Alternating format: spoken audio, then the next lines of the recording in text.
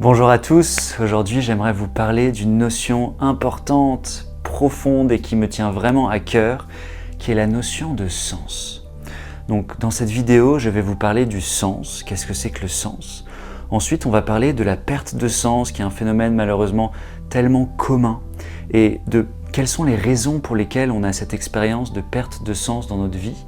Et enfin, on va parler de comment sortir de cette expérience de perte de sens, comment retrouver du sens, notamment via des outils comme la méditation. Pour ceux qui souhaitent aller plus loin, en dessous de cette vidéo, il y a un lien pour recevoir, si vous le souhaitez, 3 méditations gratuites. Avec ces méditations, vous aurez aussi accès à un atelier gratuit. Ces méditations sont faites pour vous aider à créer une routine saine et pour vous donner des gestes faciles à actionner au quotidien pour récupérer en clarté, en douceur, en stabilité et évidemment en sens. Bon, commençons avec notre sujet, donc le sens. Et là, c'est important de se rendre compte qu'en fait, derrière le mot sens, il y a deux sens, il y a deux façons de voir ce concept qui sont vraiment distinctes. Donc la première est très mentale et c'est probablement la plus commune. Le sens de ma vie, c'est une idée que j'ai posée sur ma vie. Donc par exemple, le sens de ma vie, c'est d'être papa. Et c'est en étant papa que je vais m'épanouir, que je vais me réaliser. Donc dans mon rôle de papa, j'ai le sentiment que ma vie a du sens. Ou alors, le sens de ma vie, c'est la réussite sociale, la réussite professionnelle. Ou alors encore, le sens de ma vie, c'est d'être une bonne personne, c'est de vivre avec des valeurs qui, moi, me paraissent justes, qui me paraissent, voilà, ancrées profondément en moi, comme justes, comme alignées. Et c'est très important de voir que cette façon d'attribuer du sens à notre vie n'est pas la seule. Et oui, ce n'est pas la seule, car l'autre façon d'attribuer du sens à notre vie est beaucoup plus expérientielle. Donc, pour vous donner un exemple, quand vous vous retrouvez face à un paysage magnifique et que tout d'un coup vous êtes béat, peut-être même que des larmes vous viennent aux yeux, vous avez des frissons, à ce moment-là, vous n'êtes pas en train de penser à quelque chose. Vous n'êtes pas en train de vous dire « Tiens, ma vie a du sens parce que j'ai accompli telle ou telle chose ». Et pourtant, si vous regardez ce qui se passe dans votre corps, dans votre cœur, il va y avoir justement un sentiment d'épanouissement, un sentiment de complétude. Et dans cette expérience, justement, j'ai le sentiment que ma vie a du sens. Voilà. Cette façon d'approcher le sens est beaucoup plus expérientielle. C'est une expérience dans mon corps, dans mon cœur. Et en fait, cette expérience, c'est justement l'expérience à laquelle nous nous connectons lorsque le mental devient calme. Et ça, c'est vraiment un des points importants dont nous allons parler aujourd'hui, c'est que cette expérience d'alignement, de justesse, qui ne vient pas d'une idée, est une expérience qui existe naturellement en nous lorsqu'on n'est pas sous l'emprise de toutes les frasques de nos peines, de nos peurs, de toutes les parties de nous qui disent « je dois »,« j'ai peur de »,« je devrais », etc. Donc voilà, là on a parlé de qu'est-ce que c'est que le sens et on a vu ces deux visages. Le sens qui vient du mental, c'est une idée qui est satisfaite ou non d'ailleurs, et il y a le sens qui vient plutôt d'une expérience, qui vient de ce qu'on appelle souvent d'être, de vivre dans son cœur. Il est important de se rendre compte que parfois les deux ne coïncident pas. Par exemple, toute ma vie, je me suis dit que ma vie avait du sens parce que j'allais être une bonne personne ou parce que j'allais avoir de la réussite professionnelle. Mais au bout d'un moment, ce sens-là ne me remplit plus. Voilà. Essayez de voir si ça vous est déjà arrivé, quelque chose qui vous paraissait juste et aligné, tout d'un coup, ne me fait plus vibrer. J'ai plus ce sentiment de résonance, de justesse. Lorsque les deux ne coïncident plus, c'est là qu'on peut se tourner justement vers cette quête de sens qui est plus expérientielle, qui vient plus du cœur et moins du mental. Donc, intéressons-nous maintenant à justement cette perte de sens. Pourquoi tout d'un coup je me réveille le matin et je me sens vide?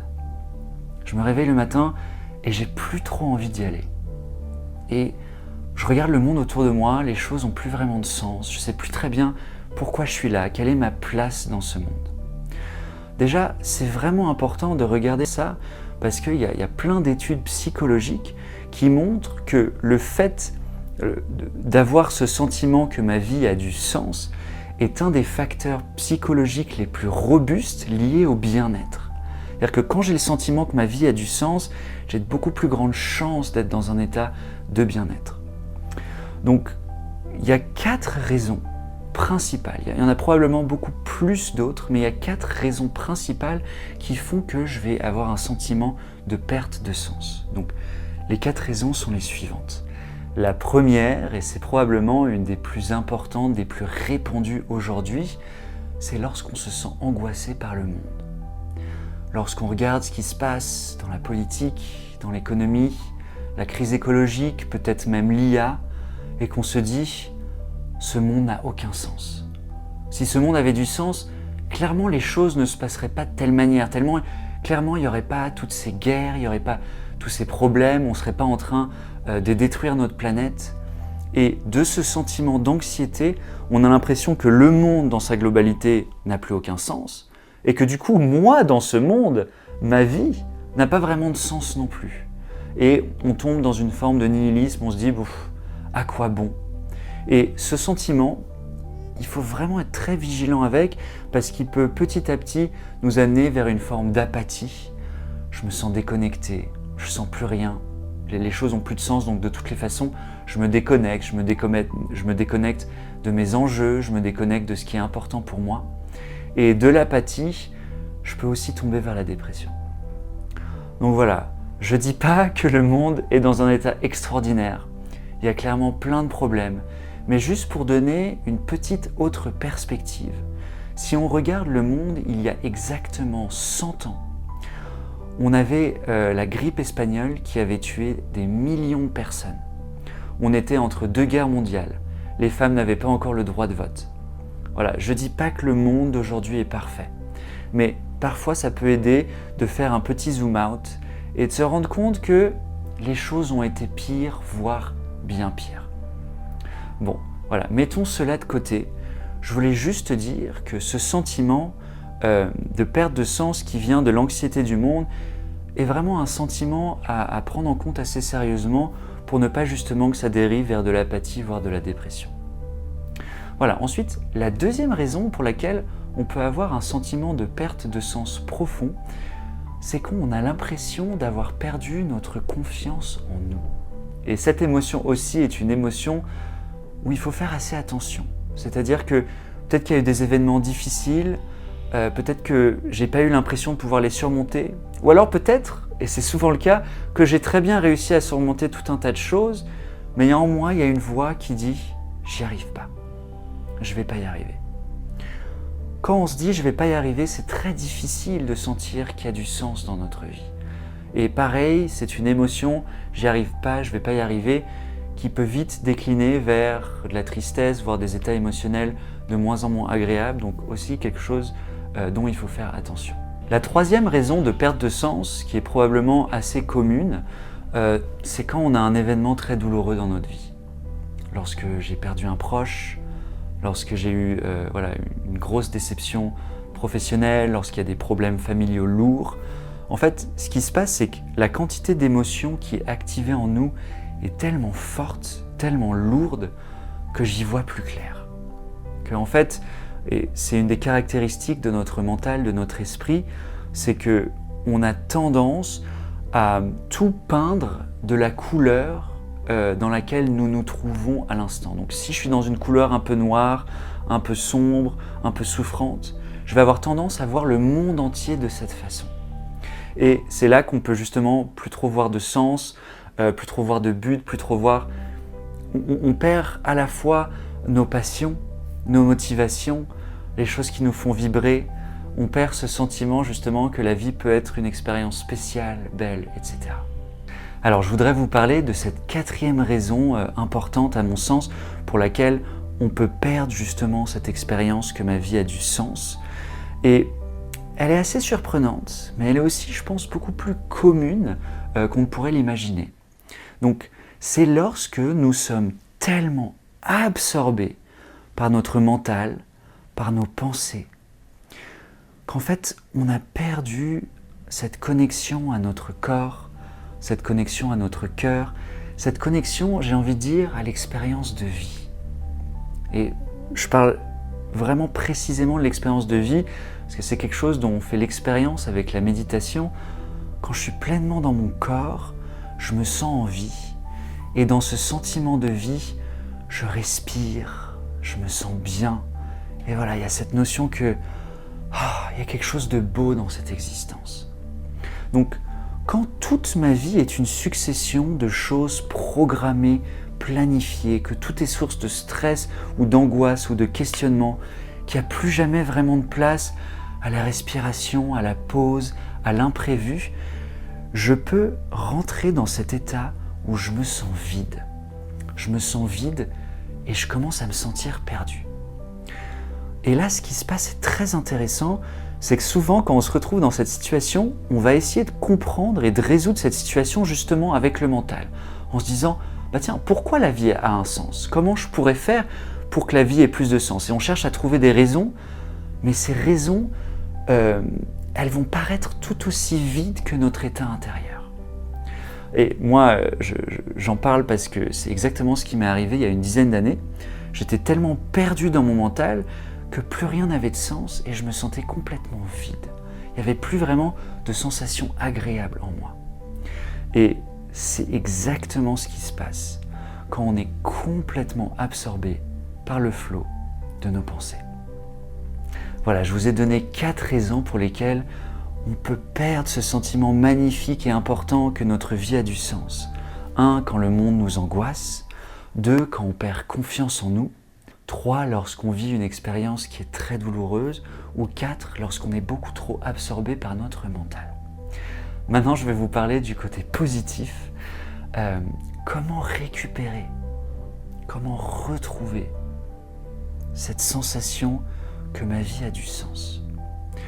Personnellement, j'y suis arrivé justement il y a 10 ans, ce dont je vous parlais, j'y suis arrivé en arrêtant de penser. En fait, mon tourbillon de pensée, mon tourbillon de mental, mon désir à tout prix de comprendre l'existence et du coup de lui attribuer du sens, était justement, exactement, ce qui me coupait de cette expérience que ma vie avait du sens. Et donc, voilà, c'est pour ça que, c'est en grande partie pour ça que je me suis autant dédié à la méditation et aux pratiques introspectives et que j'enseigne cette pratique aujourd'hui, parce que la méditation peut réveiller, peut aller recréer une étincelle dans cette partie de nous qui a pu sembler être morte, cette partie de nous qui est la joie, qui est l'excitation, qui est la bonne humeur, qui est le sentiment que les choses vont bien se passer, et tout cela qui vient avec une énergie vraiment forte. Ça nous donne beaucoup d'énergie pour accomplir toutes les tâches qu'on souhaite accomplir, toutes les tâches qu'on veut accomplir. Donc, comment ça marche ? Il y a plusieurs choses. D'abord, c'est fondamental de comprendre le concept de projection. Qu'est-ce que c'est qu'une projection ? C'est ce que mon mental va plaquer, va mettre sur la réalité. Donc, ce qui est très commun, c'est qu'on va projeter des expériences du passé sur le présent. Par exemple, si dans une relation passée, votre conjoint a été très colérique, par exemple. Voilà, vous aviez quelqu'un qui était colérique régulièrement. Peut-être que dans votre relation d'aujourd'hui, où votre conjoint n'est pas forcément colérique, régulièrement, vous allez avoir l'impression que votre conjoint est colérique, même s'il ne l'est pas. C'est aussi quelque chose qui se passe quand on a eu un parent qui a été colérique. Voilà, qu'est-ce qui se passe ? Mon inconscient, ma psyché, va plaquer sur le moment présent une expérience chargée émotionnellement qui vient justement du passé. Et en fait, quand on médite, on ignore nos pensées, on regarde nos émotions en face, on se ramène dans l'instant présent et on se ramène dans un état de présence qui justement n'a plus le filtre du passé. Et quand je sors de mes projections, je vais avoir tendance à beaucoup plus voir les choses comme elles sont. Donc, quand je vois les choses comme elles sont, je vais arrêter justement de peindre le monde entier en noir quand j'ai des expériences difficiles. Quand j'arrête de peindre le monde entier en noir, je vais voir les choses positives, je vais retrouver les sensations qui me paraissent agréables, les activités qui ont du sens pour moi, etc. Ensuite, la deuxième façon dont la méditation nous aide à retrouver du sens, c'est que la méditation nous aide à réduire la négativité intérieure. Vous savez, cette petite voix qui se plaint, qui dit « c'est pas bien, c'est pas assez, t'es pas assez, t'aurais pas dû », etc. À réduire cette voix. Et aussi, grâce à certaines pratiques méditatives, on va pouvoir gagner en gratitude. Donc, qu'est-ce que c'est que la gratitude? C'est simplement dire merci aux choses qu'on a déjà. Et oui, c'est ce vieil adage, l'herbe est toujours plus verte ailleurs. On a toujours tendance à voir ce qu'on n'a pas, plutôt que voir ce qu'on a. Et la méditation permet de renverser cela, réduire la négativité, prendre plus conscience et avoir plus de gratitude vers les choses qui sont là, qui sont en face de nous, qu'on a déjà, qui sont déjà belles. Ensuite, la méditation permet de réduire la souffrance émotionnelle. Donc, il y a des centaines d'études cliniques qui montrent que la méditation peut réduire le stress, l'anxiété. C'est extrêmement efficace contre la dépression. C'est aussi efficace, vraiment très efficace contre des symptômes comme l'addiction. Et donc, en méditant, on va réduire la quantité de souffrance. On va moins voir le monde et notre expérience de vie comme une expérience souffrante et on va justement pouvoir récupérer du sens dans notre vie. Finalement, une autre raison qui est vraiment importante et fondamentale, c'est que quand on médite, on retrouve justement cet espace dont je parlais un peu plus tôt, de présence, de clarté, où je vois beaucoup plus le monde comme il est. Et de cet espace-là, c'est beaucoup plus facile de prendre des décisions qui vont paraître justes et alignées. Donc, pour vous donner un exemple, est-ce que ça vous est déjà arrivé de prendre une décision un peu rapidement et assez vite de la regretter? Voilà, si ça vous est déjà arrivé, ça m'est évidemment arrivé plein de fois. Très souvent, si j'observe ça de près, à ce moment-là, justement, j'étais dans un espèce de tourbillon de mental, j'étais pas présent, j'étais pas clair, et j'ai agi justement sans avoir du recul, sans avoir de la clarté. En méditant, on retrouve cette lucidité, ce recul, cette clarté, pour pouvoir agir au mieux et pour pouvoir prendre des décisions qui nous paraissent justes et alignées. Voilà, je vais vous donner un dernier point sur comment la méditation peut nous aider à retrouver du sens. C'est personnellement le point qui m'a le plus convaincu dans ma recherche méditative il y a une dizaine d'années. C'est quelque chose d'assez extraordinaire et voilà, ne me croyez pas sur parole, faites votre expérience. Mais quand on médite et quand notre état de conscience devient de plus en plus calme, de plus en plus profond, on peut connecter à l'intérieur de nous à quelque chose d'extrêmement beau, de vraiment resplendissant. Un peu comme une fleur qui a toujours été là, mais qu'on a toujours ignorée.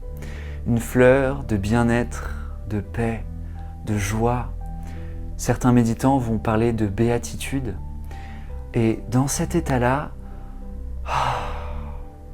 on est beaucoup moins soumis aux problèmes, aux phrases de notre mental. Et on a l'impression, la conviction intime que les réponses profondes et importantes peuvent exister en nous. Voilà, c'est une expérience qui est très intime, qui est très profonde. C'est pour ça que je vous dis, ne me croyez pas sur parole. Essayez de méditer, essayez de voir si, au bout d'un moment, vous réussissez à connecter à cette expérience. Ça se passe en général pas tout de suite, même si parfois ça peut être le cas. Mais voilà, pour moi, c'est tellement important de partager qu'en nous, il y a une abîme de beauté, de bonheur, de bien-être, de choses vraiment extraordinaires. Voilà, j'espère que cette vidéo vous a aidé à y voir un petit peu plus clair. Voilà, sur qu'est-ce que c'est que le sens, sur voilà, qu'est-ce que c'est que perdre du sens et comment en retrouver. Je suis toujours heureux d'avoir des retours de votre part, donc n'hésitez pas à mettre un commentaire, n'hésitez pas à vous abonner à ma chaîne et n'hésitez pas à me faire un message si vous avez des questions. Je vous souhaite une très belle journée.